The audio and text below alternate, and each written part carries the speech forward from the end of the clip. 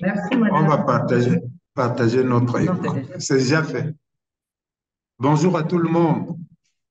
Vous avez le bonjour, vous avez le bonjour des familles et des évêques du Cameroun. Merci de nous passer la parole. Merci de nous inviter à ce forum. Nous sommes heureux d'être avec vous et de partager avec vous ce que nous avons fait au niveau de ce que nous pouvons appeler la violence domestique. En effet, la pastorale de la famille, les évêques ici sont très attentifs à ce qui se passe dans les familles. Et on n'a pas hésité à comprendre que la violence est partout. Il fallait faire quelque chose pour minimiser ce fléau. C'est pourquoi nous avons fait appel au docteur Christoria Whelan et Michael Acon en 2018 pour qu'ils nous fassent une formation sur comment minimiser les conséquences de la violence domestique, aussi bien sur Le les chiedo personnes qui sont scusa, les victimes. dovrei condividere, ecco, grazie, non vedevamo le slide. Comment? Tutto a posto, non vedevamo le slide, ma adesso le vediamo. Oui, Grazie. tout va bien. Merci beaucoup. Alors, oui, je crois que ça va. Alors, nous avons invité le docteur Christopher William et Michael Acon de venir nous former sur comment minimiser la violence domestique.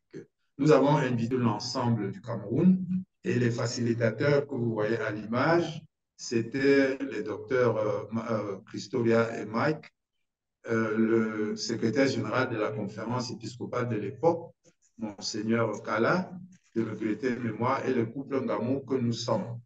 Ils nous ont donné donc une formation sur 8 modules. Thérèse. Les modules de formation, il y en avait 8 modules de formation. Les fondamentaux de la violence domestique, l'écriture et le magistère sur le mariage et la famille, l'Église et la violence domestique, l'Église et la violence domestique. Oui.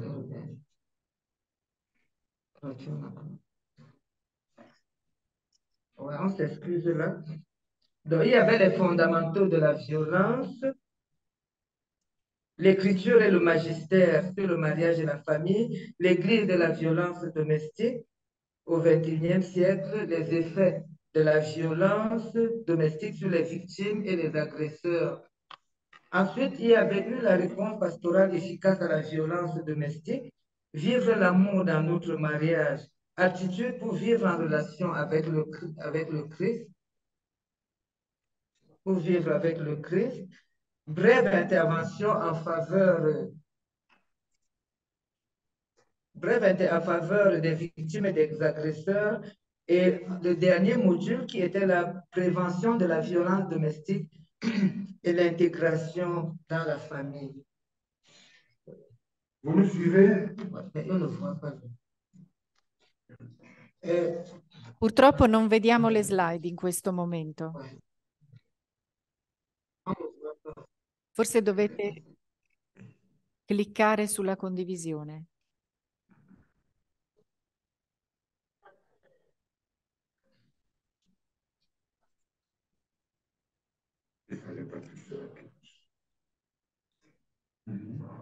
Facciamo, proviamo. Vas-y encore. On s'excuse s'il vous plaît, on se remet là. Voilà. Je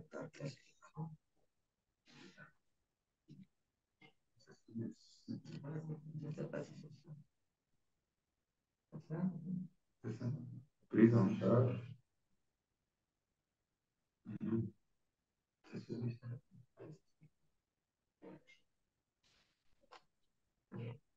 Vas-y.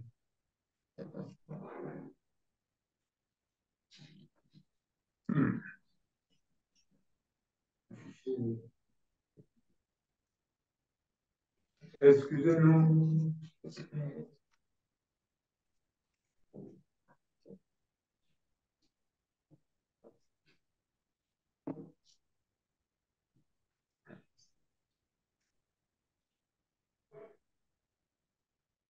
Vediamo se riusciamo a condividere noi la presentazione.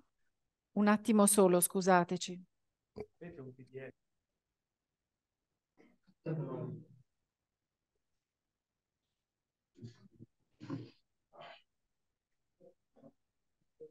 Allora, condividiamo la versione in inglese, scusate. Condividiamo il PowerPoint in inglese e Teresa e Manuel però potete continuare a parlare, forse voi sul vostro computer seguite il francese. Voilà. E ci dite quando cambiare slide, per favore, perché abbiamo noi la gestione. Ok, faites voir votre écran.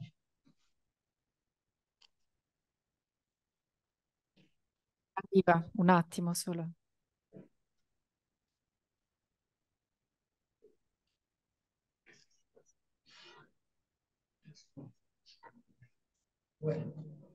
Vai avanti.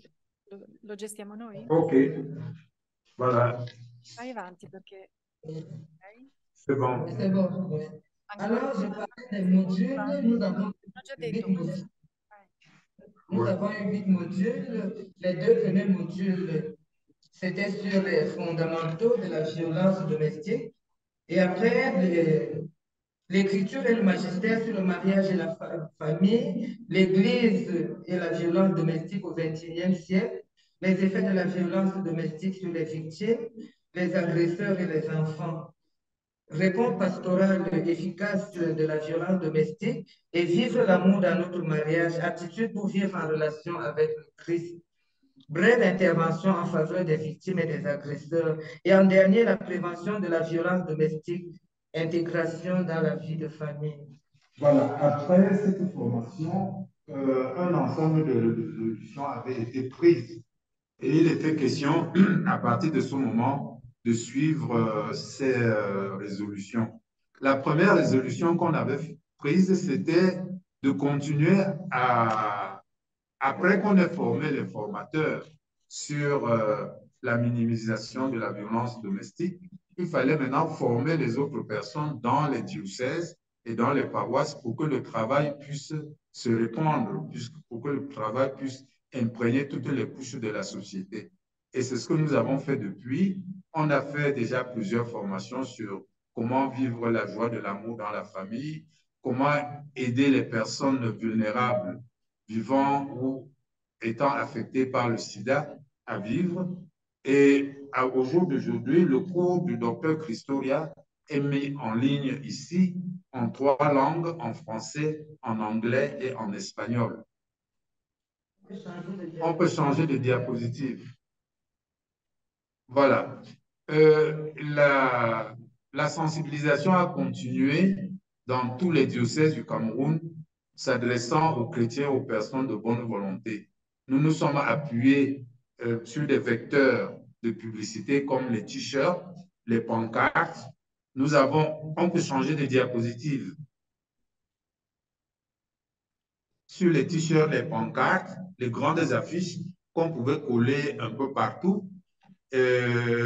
Voilà, nous avons rencontré des groupes de personnes, on a fait des émissions radio, bref, on a recouru à tous les moyens qui est possible, qui étaient à notre disposition pour répandre le message de la non-violence domestique.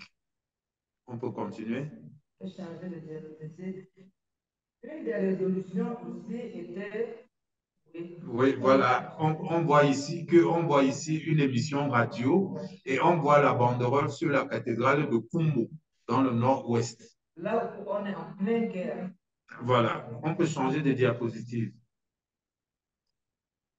Et une des résolutions aussi était la formation permanente. Et là, nous avons proposé des modules de formation de la non-violence dans la préparation au mariage et dans l'accompagnement post-matrimonial, qui déjà dans les différents diocèses est en cours. Et une des propositions, nous pouvons changer le diapositive, une des propositions aussi était de travailler en partenariat avec les ONG et avec les autres personnes de bonne volonté. Et là, et avec l'État, là, nous avons pu avoir une formation avec l'Alliance biblique universelle et avec l'apostolat biblique de la conférence épiscopale pour une formation sur la non-violence au milieu des personnes atteintes du VIH, du sida. Et la question que nous allons nous poser maintenant, où est-ce que nous en sommes? Continuons. Où est-ce que nous en sommes? On peut changer de vignette. De vignette, s'il vous plaît. Changer de vignette, s'il vous plaît. Ouais, la formation continue. La formation a continué avec les outils de propagande que vous voyez là. Maintenant, il fallait, on avait décidé aussi de construire des abris, de construire des centres d'accueil pour recevoir les personnes violentées. Et nous ne sommes pas encore, cet objectif n'est pas encore atteint parce qu'il faut des moyens conséquents pour bâtir de tels édifices. Mais nous continuons avec un numéro vert à écouter les personnes qui ont été violentées et qui demandent du secours. Et autant que possible, nous rencontrons ces personnes-là. On peut changer de vignette.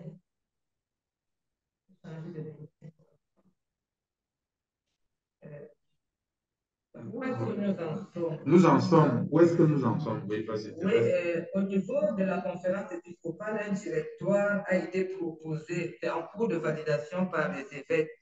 La sensibilisation des couples et des familles continue, à la non-violence continue.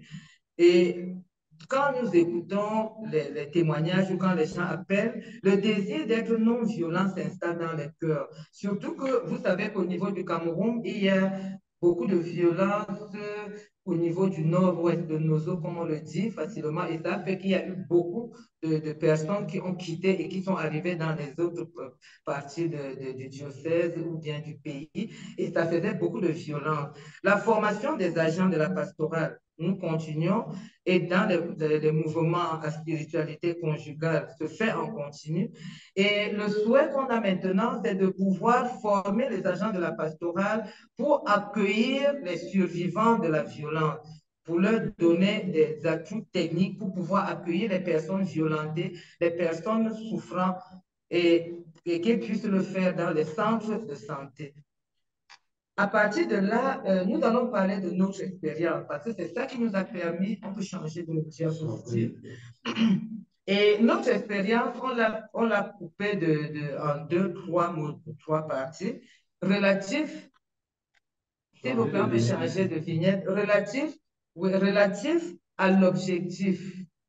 Relatif à l'objectif, nous pouvons dire que le but était d'évangéliser les familles, les accompagner dans la tâche de construction de leur identité chrétienne. Si la famille chrétienne est une communauté de personnes égales en dignité, en droit et en devoir, alors le respect de la vie à tous les stades et son développement y est inscrit en même temps que la violence est proscrite. Nous ne perdons pas de vue que le fait que l'évangélisation des familles doit conduire à leur sanctification, entrer dans la félicité de Dieu. Et en deuxième point relatif à sa cible, dans notre travail au quotidien, nous constatons que l'avortement est fréquent dans les familles, surtout dans les couples. Les enfants confiés, les orphelins, ne sont pas toujours bien traités, ils sont maltraités et souvent ils sont conduits à être malades ou même à l'eugénisme. Les personnes âgées, surtout celles qui sont âgées, qui ont la maladie de l'Alzheimer, sont souvent accusées de sorcellerie dans nos contrées et ils sont laissés à eux-mêmes pour mourir. Et par voie de les déplacés externes, les déplacés qui viennent de la guerre, du Dozo, ils sont maltraités, mal reçus dans nos paroisses. Et ce qui fait que les personnes impliquées dans ces situations doivent être protégées. Notre devoir de la pastorale de la famille est de les protéger et de les accompagner. Alors, du point de vue de notre expérience encore, nous devons dire que le document Dignitas Infinitas vient nous confirmer ce dont nous parlions, à savoir que chaque fois que l'on ne respecte pas le droit d'un être humain, on affecte un peu sa dignité. Et nous passons maintenant Notre expérience. Non, non. Vous avez un peu changé. Du point de vue, oui, De notre expérience des ouvriers apostoliques, qu'est-ce que nous retenons en fait en travaillant dans la pastorale? Bon, il est remonté sur les réflexions. Quelles sont les réflexions que nous pouvons donner par rapport à la violence? Alors, du point de vue, où est-ce que tu en es? Alors, notre travail nous montre que la pastorale de la famille est une pastorale qui intervient ou bien qui doit prendre en compte et qui prend même en compte tout ce qui concerne la vie de couple et la vie de famille. Tout cela doit être intégré dans la pastorale de la vie et la pastorale de la famille que nous considérons comme une pastorale transversale.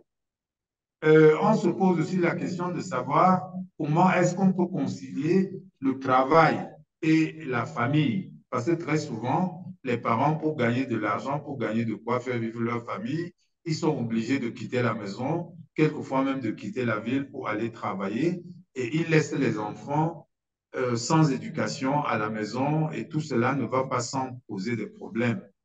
Nous nous posons aussi la question de savoir comment concilier la vie des familles avec les médias. Parce que très souvent, la violence est aussi générée par ces médias-là que les enfants regardent tout au long de la journée quand ils sont laissés à eux-mêmes et qu'il n'y a pas un contrôle parental. On voit aussi qu'à l'intérieur du couple, les médias s'interposent parce que très souvent, les gens se retirent à regarder leur téléphone et cela ne va pas sans poser un des problèmes à l'intérieur de la famille. Et nous pensons qu'il faut continuer d'évangéliser les familles pour qu'ils puissent marcher vers la sanctification. Ce qu'à l'intérieur de la famille, on a appelé une couronne pour deux. Oui, et relative à ce contenu, la pastorale de la famille doit intégrer tout ce qui concerne la famille, c'est-à-dire très tôt parler aux enfants du respect de la vie à tous les stades. La prière tient une place capitale dans la vie de la famille chrétienne.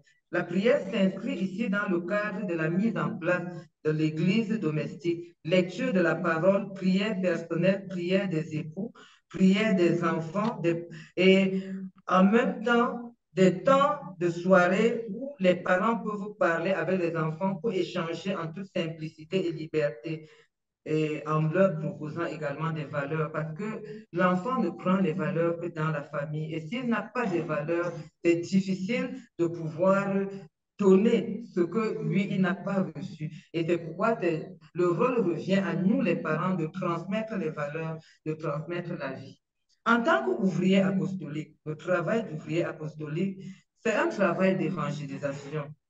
Et comme toujours, nous devons recevoir le Christ pour l'apporter aux autres. C'est la prochaine diapositive, s'il vous plaît. Nous devons recevoir le Christ pour l'apporter aux autres avec la grâce de l'Esprit Saint. Donc, notre point de départ est d'accueillir le Christ et d'avoir une vie transformée. Et cette expérience nous enseigne qu'en tant que couple et parents, nous sommes les premiers bénéficiaires de notre apostolat. Nous ne donnons que le trop plein de ce que nous avons reçu. Nous faisons de notre mieux, mais c'est le Seigneur qui transforme les cœurs et dispose les couples à le suivre. Et en même temps, nous devons nous poser la question, au niveau de l'Afrique, généralement, les agents de la pastorale sont bénévoles. Et il est important de les former pour qu'ils puissent être des personnes actives au point de vue de la formation dans les diocèses. C'est pourquoi nous proposons que les personnes soient formées de manière technique pour pouvoir donner ce qu'ils ont reçu et le donner de tout cœur. On peut monter la diapositive, s'il vous plaît. En conclusion, on peut monter la diapositive pour la conclusion. Bon, en conclusion, nous pouvons dire que le service de la pastorale de la famille, la pastorale de la famille est avant tout un service d'évangélisation et de sanctification des familles. Si la famille est évangélisée, elle évangélisera la société entière. Alors, la non-violence domestique s'éteindra s'étendra à des êtres vulnérables comme le zygote, le fœtus, les albinos, les albinos en disant non à l'eugénisme ou les personnes en fin de vie en disant non à l'euthanasie. Par ailleurs, il devient nécessaire de former les agents de la pastorale de la famille à la prise en charge des survivants de la violence domestique et de toutes les autres formes de violence. Voilà, malgré les perturbations, nous sommes arrivés au bout de notre exposé et nous vous remercions de nous avoir écoutés. Merci infiniment.